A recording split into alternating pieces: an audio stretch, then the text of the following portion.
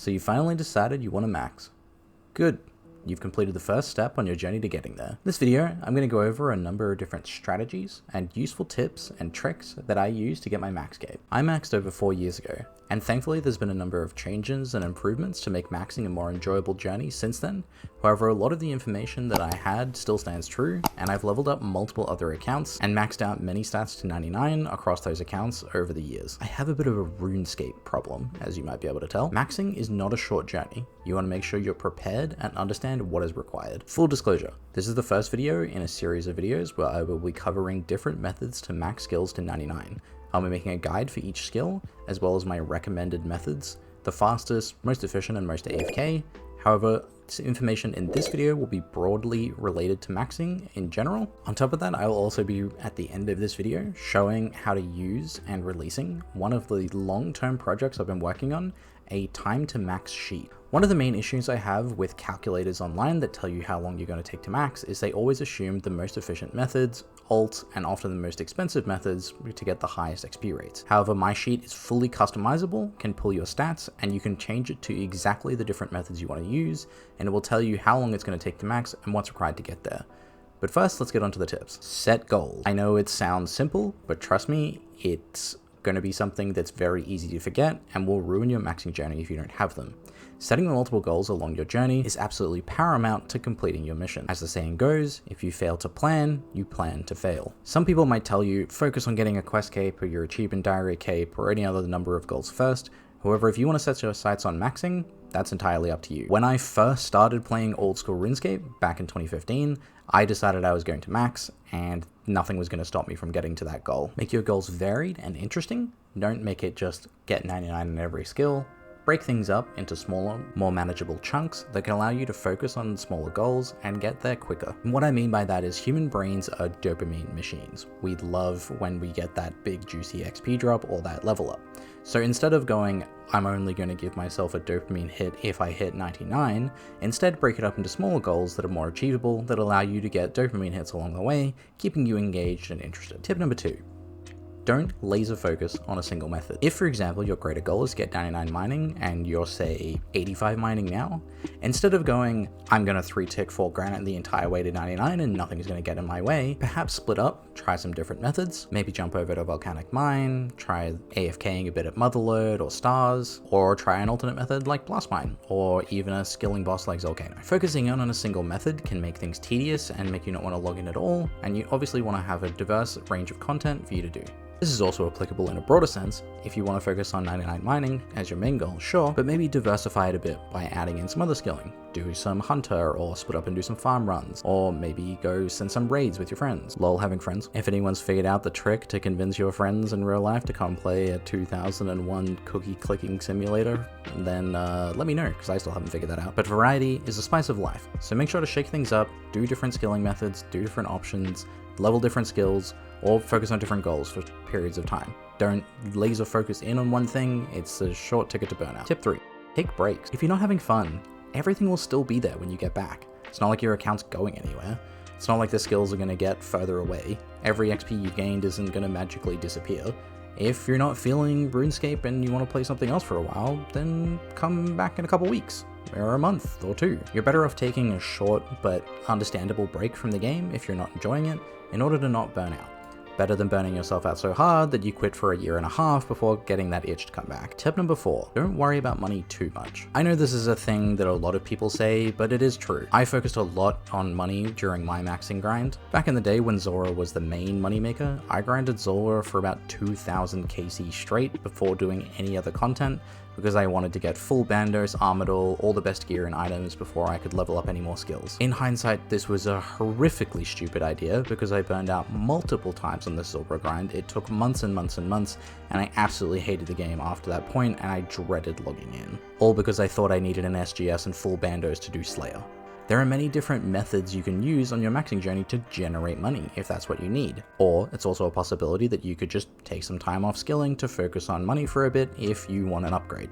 Slayer is also going to make you a truckload of money, and if you want, you can make it make you billions. Instead of doing greater demons with cannon, you could go kill Krilsusuro. Instead of Abbey demons, you could do Sire. Instead of blue dragons, you could kill 160 Vorkath. Basically, you can turn other skills, especially Slayer, into money generation if you need it. And as an extra tip, you could also consider making an ult. I know an ult seems daunting and a bit much for a lot of people, especially if you're only just getting your main account out of the middest stages of the game. However, think about it on a macro scale. If it's going to take you, let's say, 2,000 hours from your current point to maxing, with Vire ult being able to make 850k per hour on average at the time of current recording, if you were to keep that Vire active for all 2,000 hours of your maxing journey, it would make you 1.7 billion GP. Ult on for everyone, but you can see absolutely why this would make a massive difference. Tip number 5. Plan your skills in an order and method that works for you. If you've been mining for a couple weeks and you're sick of it, instead of forcing yourself to get a few more levels because it's on your map, go do some bossing and break things up a bit. Switching to another skill is still great.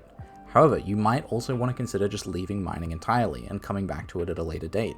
For example, you might have enough GP in the bank to get Construction 99 right now, and maybe that would be a fun goal and some good dopamine, and a maxed house would be awesome.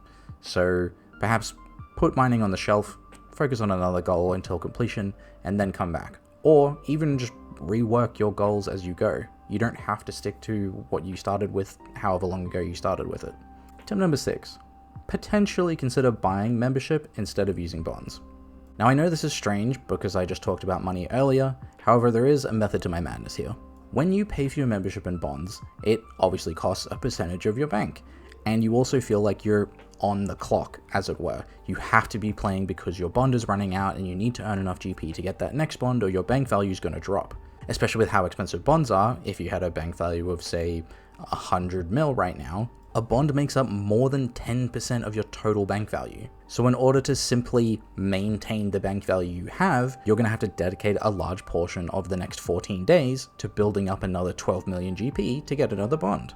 And if you're not a max account with a really high bank that can do 500 towers or necks or all the high tier moneymakers, getting 12 mil might take a while. If you were to make 2 mil an hour Azor, that's 6 hours of Zora just to break even. You're not even positive at that point.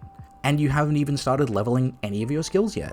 Because of this, depending on your IRL financial situation, it can potentially be better for you to pay for membership instead of buying bond. Buy a year of membership up front, you can know that I can take a break for a couple weeks, I'm going to come back, my bank value doesn't have to drop for me to get more bonds, and I don't feel pressured to play right now to make more gold to get my next bond. I didn't quite do this, but a couple years ago I did buy a year and a half of membership outright in bonds all in one go, and that was the most comfortable and easy breezy I felt playing RuneScape for a whole year. Even now, I still feel somewhat pressured to be making money on an ult or making money on my main in order to make up my next bonds, especially with the number of accounts that I usually play. Tip number 7. Play when you're feeling like playing. Now I know this seems relatively straightforward. Why would I play a game that I don't want to play? Trust me, when you're setting the goals for maxing and you're getting into those final levels and the finish line is in sight for some of those skills, your brain is going to want to tell you, I am going to hate this, but I am going to play this because I'm going to finish that goal. This, for many people, myself included, is what we call maxing burnout, and it is really bad. I finished maxing and then pretty much quit the game for almost a year and a half before I started playing properly again. The levels aren't going anywhere, and if anything, they keep adding easier and more fun and more engaging skilling methods, so taking a break on a skill is not going to be the end of the world. It might actually be more fun when you come back. But making your playtime enjoyable might lead into the next tip.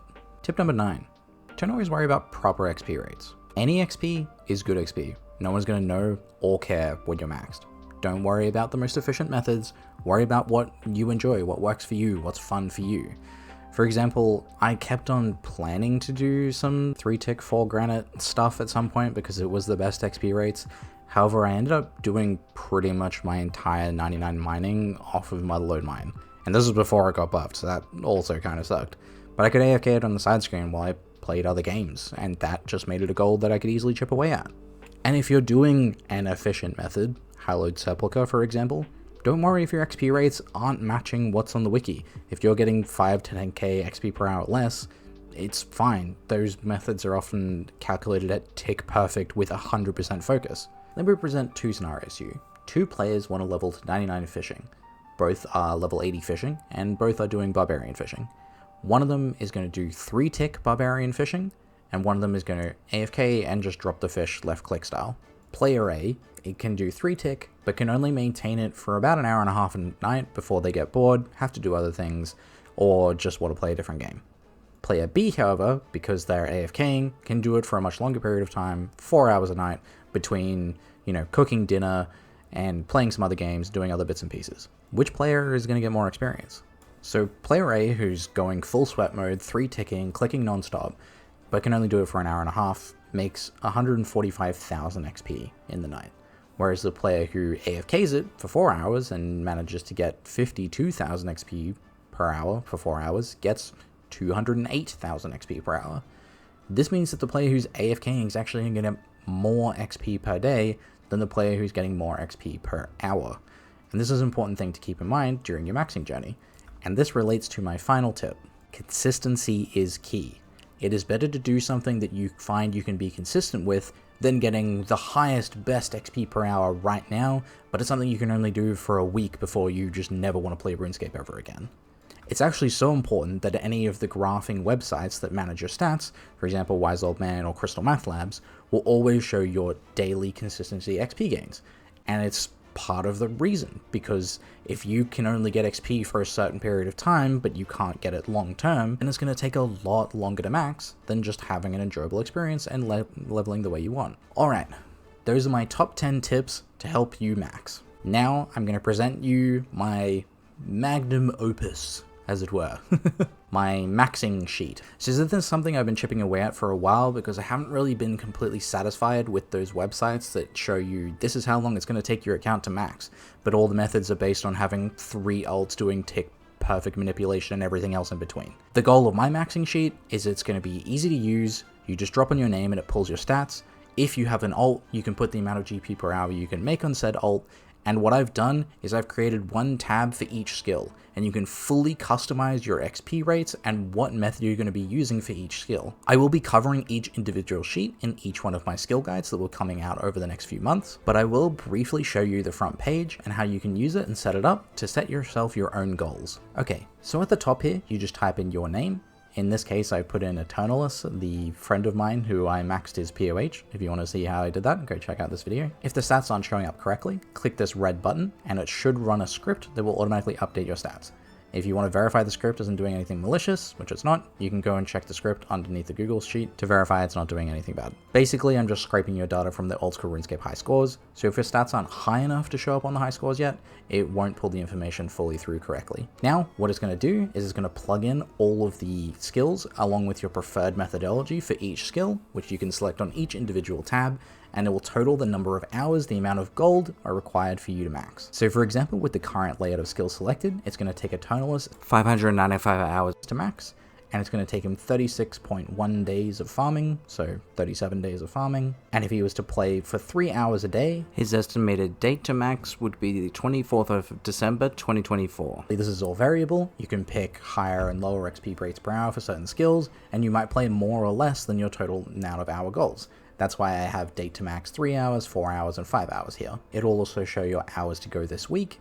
If you're planning on doing 3 hours a day, it'll have 21 hours per week. And as your skills get updated and your calculation to total max hours reduces, this number will go down until the week resets and you refresh your stats. You're welcome to manipulate and use the sheet as you'd like. Just keep in mind there are a lot of complex formulas linking all the sheets together, so be careful what you overwrite when you're messing around and customizing the sheet for yourself. I've also added a progress bar to maxing. This is basically creating a spark line where the estimated total number of hours to max is about 3,000 for a new account, and the progress bar is showing you how much of the way you are currently there. Now, for a lot of different skilling methods, I've added the opportunity to say whether you're going to be playing an ult at the same time, and if so, make sure that your money from ults only in here is whatever amount you want, and whatever your best money maker per hour is as well. Effectively, what this does is allows the sheet to automatically calculate the most efficient route for you personally to do a certain skill. This might get a little technical, but I'm going to explain the way the calculator will efficiently evaluate your GP per hour to evaluate the best way for you to level. So let's take Steve. His best moneymaker per hour is 2 mil doing Zora. Steve wants to get 99 prayer. Now normally all skills would be compared on the longest timeline for that skill, but for explanation's sake, let's just say it's on a scale of 100 hours. So within the next 100 hours, Steve wants to get 99 prayer and make as much GP per hour as possible. So what the sheet will do is evaluate 2 different methods and compare them head to head. For example, Steve could use Big Bones and level to 99 in 11 hours for a total cost of 9 million GP, and spend the remaining 89 hours at Zora, making 178 million GP. If we subtract our initial investment of 9 mil from our total, we end up with 169 million GP and 99 prayer within our 100 hours. Now to compare that to Superior Dragon Bones, which is a much faster XP method, it might cost us 60 million GP to get 99 prayer using Superior Dragon Bones, but it'll only take us 1 hour, so we'll get 8 extra hours at Zora. We spend 99 hours at Zora and make a total of 198 million GP. However, it's going to cost us 60 mil GP, so once we subtract that from our total, we end up with 138 million GP and 99 prayer in 100 hours. As you can see, the calculator would then evaluate that Big Bones is a better moneymaker for Steve because you end up with more GP and max prayer in the same time frame. Now let's compare Steve to Jim. With the exact same 2 moneymakers, but Jim can instead make 20 mil per hour doing 500 tier away 1+1s. Because Jim can make way more money than Steve, it's going to evaluate Superior as the far better option, because it gets you an extra 8 hours at making 20 mil per hour, so you end up with more GP at the end. This is effectively how the calculator works for every single skill and every single method, and evaluates them all against each other at any given point in time. Of course, you also don't have to do the most efficient method possible. You can always scroll to the bottom of any of the individual pages and override the method that it's suggesting for a method you personally prefer instead. If you want to understand why alts are so strong, I highly recommend putting in the alt GP per hour and throwing around a couple different numbers just to see how much GP it would generate you during your maxing journey. If you have any questions about the sheet, maxing in general, or any other tips and tricks you want to leave in the comments that I may have missed, go ahead and also jump in the Discord, then linked in the description below. If something you learned in the video, please leave a like and a comment. And if you want to be notified of my guides when they go live, make sure to subscribe and hit the notification bell. And a special shout out to all my Patreons, but especially my Elysian tier Patreons. Wolfism, if you want to support my Patreon, you can do so for as little as $2 a month. I hope something in this video helped you reach your next level.